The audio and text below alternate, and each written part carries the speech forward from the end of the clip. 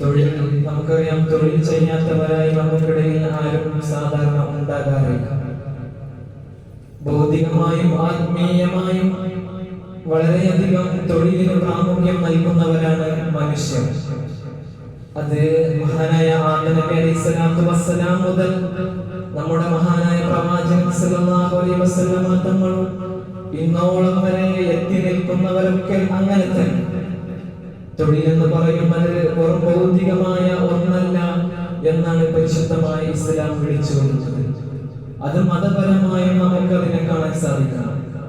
ഒരു മുഅ്മിനിന്റെ ഏറ്റവും വലിയ ബാധ്യത എന്ന് പറയുമ്പോൾ തന്നെ തൊഴിലിനെ ഇസ്ലാമിലൂടെ കണ്ട് അല്ലാഹുവിൽ നിന്ന് കൂലി കാംക്ഷിച്ചെടുക്കുക എന്ന ഒരു വലിയ പ്രതിസന്ധിയുടെ, ഒരു വലിയ പരീക്ഷണത്തിന്റെ മുൻപിലൂടെ ജീവിച്ചു പോകുമ്പോഴാണ് ഒരു മനുഷ്യൻ, ഒരു മുഅ്മിനായ മനുഷ്യനെ നമുക്ക് കാണാൻ സാധിക്കുന്നത്. നോക്കൂ, നിങ്ങൾ 1856 മെയ് 1 മുതലാണ് 1856 മെയ് 1 മുതലാണ് ഇവിടെ തൊഴിലാളികളെ ഓർക്കപ്പെടാൻ ഒരു ദിനം വേണമെന്ന് ഒരു പ്രതിജ്ഞയുമായി ലോകാരോഗ്യ സംഘടനകൾ കടന്നു വരുന്നത്. ചിക്കാഗോയിൽ വെച്ച് നടന്ന, അതിനു മുമ്പ് യൂറോപ്യൻ രാജ്യങ്ങളിലായാലും ആഫ്രിക്കൻ രാജ്യങ്ങളിലായാലും മനുഷ്യർക്ക് തൊഴിലിനിടയിൽ തുല്യമായ വേതനം വേണം, അതുപോലെ അവർക്ക് വേണ്ട പരിഗണന വേണം എന്ന മുദ്രാവാക്യവുമായി 8 മണിക്കൂർ തൊഴിൽ, 8 മണിക്കൂർ വിശ്രമം, 8 മണിക്കൂർ വിനോദം എന്ന മുദ്രാവാക്യം ഉയർത്തിപ്പിടിച്ചതിന്റെ പിറകിൽ അങ്ങനെയാണ് 1856 ഇവിടെ അങ്ങനെ ഒരു ദിനം ആചരിക്കാൻ തീരുമാനിക്കുന്നത്. പക്ഷെ പരിശുദ്ധമായ ഇസ്ലാം, ഞാൻ പറഞ്ഞു വന്നതാണ്, പരിശുദ്ധമായ ഇസ്ലാം നോക്കും നിങ്ങൾ. എപ്പോഴാണ് നിങ്ങൾ തൊഴിലിടങ്ങളിൽ പ്രവേശിക്കേണ്ടത്? എങ്ങനെയാണ് തൊഴിലിടങ്ങളിൽ മനുഷ്യനോട് പെരുമാറേണ്ടത്? അവിടെ ആരായിരിക്കണം തൊഴിലാളി, ആരായിരിക്കണം മുതലാളി എന്ന് പരിശുദ്ധമായ ഇസ്ലാം 14 നൂറ്റാണ്ടുകൾക്ക് മുമ്പ് തന്നെ വരച്ചു കാട്ടുന്നുണ്ട്. നമുക്കറിയാം, ഈ ഭൗതിക തലത്തിലൊക്കെ നമുക്ക് എടുത്തു നോക്കുമ്പോൾ നിങ്ങൾ ചിന്തിച്ചു നോക്കൂ, ഇവിടെ നമ്മുടെ കേരളത്തിൽ ഒരു പ്രചാരം തന്നെ ഉണ്ടായിരുന്നു. എന്തായിരുന്നു? കോരിന് കഞ്ഞി കുണ്ടിൽ കൈകുണ്ടിൽ തന്നെ എന്ന പ്രയോഗം കടന്നു വന്നത് എങ്ങനെയാണ്? തൊഴിലാളിയെ വേണ്ട പോലെ പരിഗണിച്ചിരുന്നില്ല ഈ സമൂഹം എന്നാണ്. അതുപോലെ നോക്കൂ നിങ്ങൾ, യൂറോപ്പിലൊക്കെ നിലം ഉഴുതുമറിക്കാൻ മനുഷ്യരെ ഉപയോഗിച്ച ഒരു കാലഘട്ടം ഉണ്ടായിരുന്നു. ആ സമയത്താണ് 14 നൂറ്റാണ്ടുകൾക്ക് മുമ്പ് പ്രവാചകൻ സല്ലല്ലാഹു അലൈഹി വസല്ലം തങ്ങൾ, നിങ്ങളൊരു തൊഴിലാളിയെ, അതൊരു മനുഷ്യനാണ്, നിങ്ങളെപ്പോലെ മുതലാളിയെ പോലെ എന്തൊക്കെ അവകാശങ്ങൾ അവനുണ്ടോ അതുപോലെ തൊഴിലാളിക്കും നിങ്ങൾ നിശ്ചയിച്ചു കൊടുക്കണമെന്ന് പരിവർത്തനത്തിന്റെ പടപ്പാട്ടുമായി 14 നൂറ്റാണ്ടുകൾക്ക് മുമ്പ് മഹാനായ പ്രവാചകൻ സല്ലല്ലാഹു അലൈഹി വസല്ലം തങ്ങളുടെ ആ അസറിന്റെ വെളിച്ചത്തിൽ അന്ന് ഹിറാ ഗുഹയിൽ നിന്ന് ഉയർന്നു വീണ മണിമുത്തുകൾ എന്റെ പ്രിയപ്പെട്ടവരെ നമുക്ക് മാതൃകയാണ്. എന്താണ് തൊഴിലിടങ്ങളിൽ നമ്മൾ ശ്രദ്ധിക്കേണ്ടത്? ആരാണ് തൊഴിലാളി, ആരാണ് മുതലാളി എന്ന് വളരെയധികം വരച്ചു കാട്ടുന്നുണ്ട് പരിശുദ്ധമായ ഇസ്ലാം. ഇവിടെ പ്രതിസന്ധികൾ രൂപപ്പെടുന്നതിന് മുമ്പ്, യൂറോപ്പ് ഈ രൂപവൽക്കരിക്കുന്നതിന് മുമ്പ് ഞാൻ പറഞ്ഞല്ലോ, മനുഷ്യനെ കാളകൾക്ക് പകരം, അതുപോലെ മൃഗങ്ങൾക്ക് പകരം നിലം ഉഴുതുമറിക്കാൻ വളരെ ഉപയോഗിച്ചിരുന്ന ഒരു കാലഘട്ടം ഉണ്ടായിരുന്നു. അവിടെ നിന്നാണ് ഇവിടെ പ്രക്ഷോഭങ്ങളും അതുപോലെ പ്രതിസന്ധികളും ഉടലെടുത്തത്. അവിടെ നിന്നാണ് ഈ തൊഴിലാളി ദിനത്തിലേക്ക് കാലെടുത്തു വെക്കുന്നത്. 14 നൂറ്റാണ്ടുകൾക്ക് മുമ്പ് ഇസ്ലാം പറഞ്ഞു വെച്ച ഒരു അർത്ഥവത്തായ മൂല്യമുണ്ട്. എന്താണത്?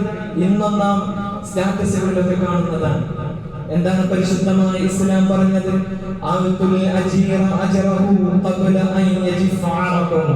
ഒരു തൊഴിലാളിയെ എങ്ങനെ പരിഗണിക്കണമെന്നറിയോ? അവന്റെ തൊഴിൽ ചെയ്ത് അവൻ വിയർപ്പ് പറ്റുന്നതിന് മുമ്പ് ആ തൊഴിലാളിക്ക് നിങ്ങൾ അവന്റെ വേതനം നൽകണമെന്ന് പരിശുദ്ധമായ ഇസ്ലാം 14 നൂറ്റാണ്ടുകൾക്ക് മുമ്പ്. ഇതേത് കാലത്താണ് പറയുന്നത്? ഒരു മനുഷ്യൻ, ആരാണ് മനുഷ്യൻ? ഒരു പെണ്ണ്, ആരാണ് പെണ്ണ്? ഒരു മാതാവ്, ആ മാതാവിനോട് എങ്ങനെയാണ് ഇടപെടേണ്ടതെന്ന് പോലും അറിയാത്ത ഒരു കാലഘട്ടത്തിനോടാണ് 14 നൂറ്റാണ്ടുകൾക്ക് മുമ്പ് ആമിനയുടെ മുഹമ്മദ് മുസ്തഫ സല്ലല്ലാഹു അലൈഹി വസല്ലം തങ്ങൾ പറയുന്നത്, ഒരു തൊഴിലാളിക്ക് പോലും അവന്റെ വിയർപ്പ് വറ്റുന്നതിന് മുമ്പ് നിങ്ങൾ അവന്റെ വേതനം നൽകണം. അത് അവകാശമാണ്. ഒരു മുതലാളിക്ക് എങ്ങനെയൊക്കെ അവകാശമുണ്ടോ അതുപോലെ നിങ്ങൾ തൊഴിലാളിയോട് മര്യാദയുണ്ട്.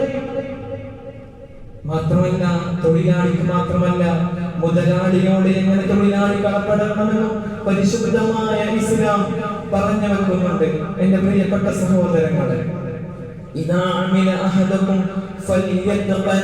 നിങ്ങൾ ഒരാൾ ജോലി ചെയ്യുകയാണെങ്കിൽ വിശുദ്ധമായ ഖുർആനിൽ അമില, നിങ്ങൾ ജോലി ചെയ്യണമെന്ന പദം 360 തവണയാണ് ഉപയോഗിച്ചിട്ടുള്ളത്. തൊഴിലിനെ എത്രത്തോളം ഇസ്ലാം പ്രാധാന്യം നൽകുന്നുണ്ട്. ഒരു മനുഷ്യൻ കടന്നു വന്ന് നബി തങ്ങളോട് ചോദിക്കുന്നുണ്ട്, യാ റസൂലല്ലാഹ്, നബിയെ എനിക്കൊന്നിനും സാധിക്കൂല, എനിക്ക് പിരിവ് നടത്തി തരണം. സഹാബികൾ ഇരിക്കുന്ന സന്ദർഭമാണ്. സഹാബാക്കൾ ഇങ്ങനെ ഒരുമിച്ച് കൂടിയിരിക്കുന്ന സന്ദർഭത്തിൽ മഹാനായ പ്രവാചകനോട് വേവലാതി പറയുകയാണ്, നബിയെ എനിക്ക് ഒന്നിനും സാധിക്കുകയില്ല, എനിക്ക് നിങ്ങൾ ഇവിടുന്ന് പിരിവെടുത്തു തരണം. ആദ്യ ദിവസം നബി സല്ലല്ലാഹു അലൈഹി വസല്ലം അയാളെ പരിഗണിച്ചു. മാത്രമല്ല, രണ്ടാമത്തെ ദിവസവും മൂന്നാമത്തെ ദിവസവും കടന്നു വന്നപ്പോ ആരംഭപൂവായ മുത്തനബി മുഹമ്മദ് മുസ്തഫ സല്ലല്ലാഹു അലൈഹി വസല്ലം തങ്ങൾ ആ മനുഷ്യനോട് പറഞ്ഞു, എനിക്ക് എന്താണ് ചെയ്യാൻ കഴിയുക? ആ മനുഷ്യൻ പറഞ്ഞു, എനിക്ക് വിറക് വെട്ടാൻ കഴിയും നബിയെ.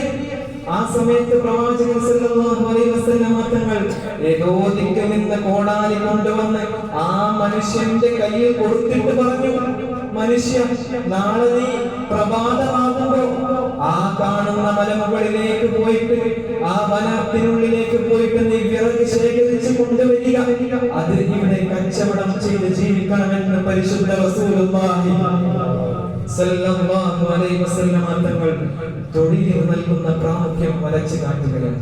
എന്റെ പ്രിയപ്പെട്ട സഹോദരങ്ങൾ, അതുകൊണ്ട് തൊഴിലെന്ന് ഭൗതികമായി മാത്രമല്ല ആത്മീയമായി കാണുമ്പോഴേ നമുക്ക് അതിന്റെ ഇസ്ലാമിക വശങ്ങളിലൂടെ ജീവിക്കാൻ കഴിയും എന്നുള്ളതാണ്. മഹാനായ ഇമാം ഗസ്സാലി റഹിമത്തുല്ലാഹി അലൈഹി അദ്ദേഹത്തിന്റെ വിശ്വഗ്രന്ഥമാണ് ഇഹ്യാ ഉലൂമുദ്ദീൻ എന്ന് നമ്മുടെ പഠിതാക്കളും അതുപോലെ എല്ലാവരും ഇന്ന് ഉപയോഗിക്കപ്പെടുന്ന ഗ്രന്ഥം. അതിലൊരു ചരിത്രം പറയുന്നുണ്ട്. മഹാനായ ഈസാ നബി അലൈഹിസ്സലാത്തു വസ്സലാം ഇങ്ങനെ ഈ വനത്തിനുള്ളിലൂടെ ഇങ്ങനെ നടന്നു പോവുകയാണ്. ആ സമയത്താണ് ഒരു സൂഫിയായ മനുഷ്യൻ ഒരു വൃക്ഷത്തിന് താഴെയുള്ള ഏകനായ അല്ലാഹുവിനെ, ആരാരും കടന്നു വരാത്ത, ആരാരുടെയും ദർശനമേൽക്കാത്ത ഒരു വനത്തിനുള്ളിലായി ഏകനായി അല്ലാഹുവിനെ ഇബാദത്ത് ചെയ്യുകയാണ്. ആ മനുഷ്യനോട് മഹാനായ ഈസാ നബി അലൈഹിസ്സലാത്തു വസ്സലാം ചോദിച്ചു, മനുഷ്യ, അല്ല നിങ്ങൾക്ക് കഴിക്കാനുള്ള ഭക്ഷണമൊക്കെ എങ്ങനെ ലഭിക്കാറുള്ളത്? ആ സമയത്ത് ആ സൂഫിയായ മനുഷ്യൻ പറഞ്ഞു, അല്ലയോ, താങ്കൾ ചോദിച്ചത് എനിക്ക് മനസ്സിലായി. ഞാൻ കഴിക്കാറുള്ളത് എന്റെ അനിയൻ ഇന്നാലിന്ന സമയമാകുമ്പോ ഇവിടേക്ക് വരും, അവൻ എനിക്ക് ഭക്ഷണം കൊണ്ടുവന്ന് തരും, അവനും ഇബാദത്ത് ചെയ്യുന്നവനാണ്.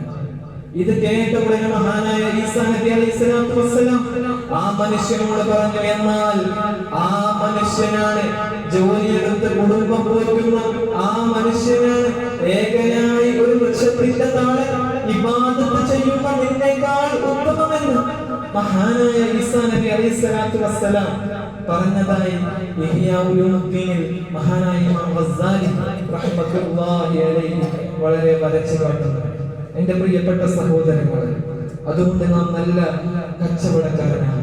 ഇവിടെ മുതലാളിയെന്നോ തൊഴിലാളിയെന്നോ വ്യത്യാസമില്ല. പരിശുദ്ധമായ ഇസ്ലാം എല്ലാവർക്കും മുന്നിൽ ഒരേ ലാളനയാണ്. നിങ്ങൾ നോക്കൂ, ഈ ഇരിക്കുന്നവരിൽ തന്നെ കച്ചവടക്കാരുണ്ട്, ബിസിനസ്സുകാരുണ്ട്, അതുപോലെ അധ്യാപകരുണ്ട്, ടീച്ചർമാർ, നല്ല വ്യത്യസ്ത ജോലികളിൽ വിരാജിക്കുന്നവരുണ്ട്. പക്ഷേ അല്ലാഹുവിന് മുന്നിൽ സുജൂദ് ചെയ്യുമ്പോൾ ഒരു പക്ഷേ ആ ബിസിനസ്സുകാരന്റെ മുന്നിലായിരിക്കാം ഓട്ടോറിക്ഷ ഡ്രൈവർ. അവിടെയാണ് പരിശുദ്ധമായ ഇസ്ലാം സുന്ദരമാണ്, അത് വളരെ ലളിതവും മനോഹരവുമാണെന്ന് ലോകത്തിന് മുന്നിൽ പറഞ്ഞു കൊടുക്കേണ്ടത്. ഇവിടെ ഒരു വർണ്ണവരിയുടെ രാജ്യമാണ്. ഇത് വർണ്ണവരിയോട് രാജിയാകാനുള്ള സന്ധിയാണ്.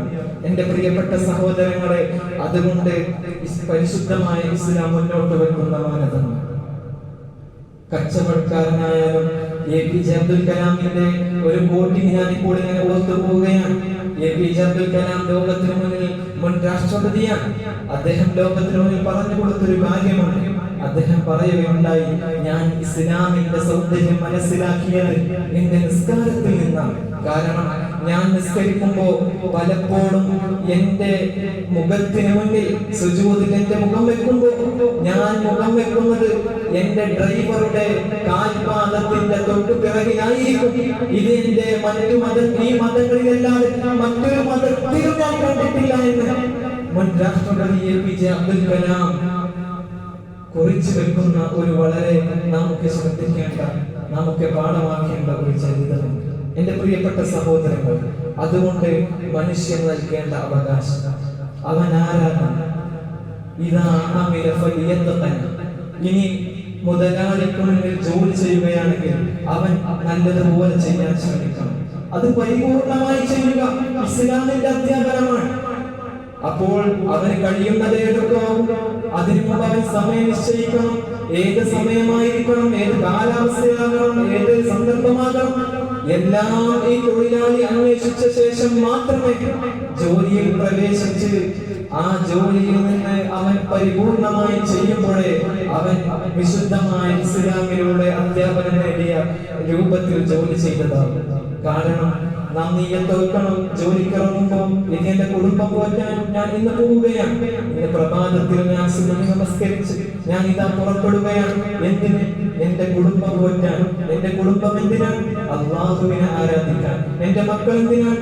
സ്വാലിഹീങ്ങളാകാൻ. അവർക്കെന്താണ്? അവർക്ക് ഭക്ഷണം നൽകാം. ആ ഭക്ഷണം കൊണ്ട് അവർ അല്ലാഹുവിനെയും പ്രവാചകൻ സല്ലല്ലാഹു അലൈഹി വസല്ലം തങ്ങളെയും ആരാധിക്കുവാൻ പോകാൻ, അവരുടെ ശരീരം നിലനിൽക്കാൻ, അവർക്ക് ഭക്ഷണം കൊടുക്കാനുള്ള ആ ദിവസത്തിലുള്ള വരുമാനം ഉണ്ടാക്കാൻ പോവുകയാണ് എന്ന നിയ്യത്തോടു കൂടി പോകുമ്പോൾ അവൻ ആത്മീയമായി പരിശുദ്ധമായി ഇസ്ലാമിൽ തൊഴിലിനെ സ്വീകരിക്കുകയാണ്.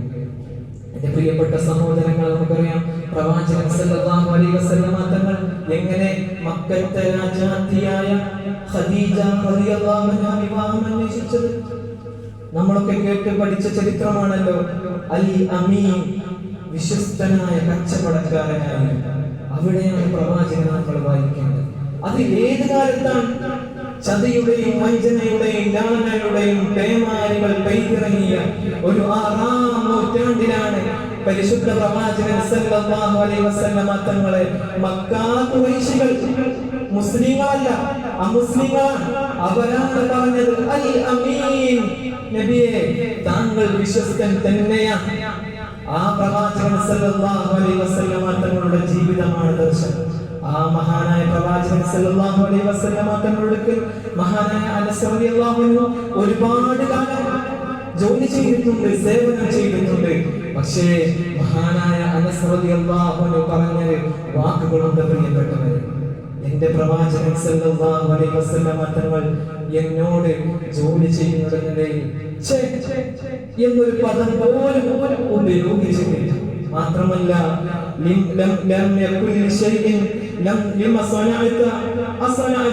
ഈ കാര്യം നീ എന്ത് ചെയ്തു? ഒരു കാര്യം ചെയ്യാതെ ചെയ്യുമ്പോ ഇത് നീ എന്തിനു ചെയ്തു? അത് എന്തുകൊണ്ട് ചെയ്തില്ല?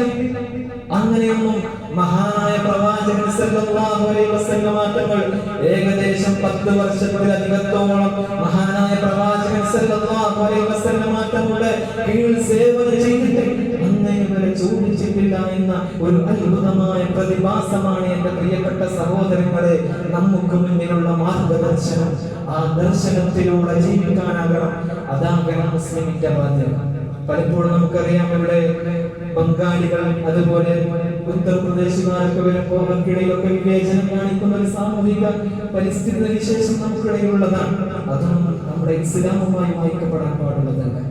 അത് ഏത് തൊഴിലാളികളാണെങ്കിലും നല്ലൊരു യൗവനം 17-ന്റെയും 18-ന്റെയും 23-ഒക്കെ ചെറുപ്പുള്ള യുവത്വങ്ങൾ ഇവിടെ പ്രസരണം ചെയ്യുമ്പോൾ അവർക്ക് അവകാശപ്പെട്ട വേതനം, അതുപോലെ അവരോട് കൽപ്പിക്കപ്പെട്ട സമയം സാധാ ജനങ്ങളെ പോലെ തുല്യ പരിഗണന കൊടുക്കണം. അല്ലെങ്കിൽ പ്രവാചകൻ സല്ലല്ലാഹു അലൈഹി വസല്ലം തങ്ങൾ പറഞ്ഞു, 3 വിഭാഗക്കാരോട് നാളെ ഖിയാമത്ത് നാളിൽ അല്ലാഹു പിണങ്ങി നിൽക്കും. അതിൽ ഒരു വിഭാഗക്കാരായി പറഞ്ഞത് റജുലുൻ ഇസ്തഅജറ അജീറൻ ഫൽയസ്തൗഫാ മിൻഹു വലൗ. അതായത് പ്രവാചകൻ സല്ലല്ലാഹു അലൈഹി വസല്ലം തങ്ങൾ പറഞ്ഞ ഒരു കൂലിക്കാരനെ നിശ്ചയിച്ചു, അവന് ജോലി ചെയ്തു, അവന് തുല്യമായ അവകാശമായ അവന്റെ വേതനം പൂർത്തീകരിച്ച് കൊടുത്തിട്ടില്ലെങ്കിൽ നാളെ ആഖിറത്തിൽ വെച്ച് അല്ലാഹു ആ മുതലാളിയോട് തെറ്റി നിൽക്കുമെന്ന്, പിണങ്ങി നിൽക്കുമെന്ന് പരിശുദ്ധ റസൂൽ സല്ലല്ലാഹു അലൈഹി വസല്ലം. അല്ലാഹു നമുക്ക് നല്ലതായ രീതിയിൽ തൊഴിൽ ചെയ്യുവാൻ, അതുവഴി നമ്മുടെ കുടുംബത്തിന് നല്ലതുപോലെ ഈമാനികമായ സാമൂഹിക അന്തരീക്ഷത്തിലൂടെ വളർത്തിയെടുക്കുവാനും അല്ലാഹു നമുക്ക് തൗഫീഖ് നൽകി അനുഗ്രഹിക്കട്ടെ.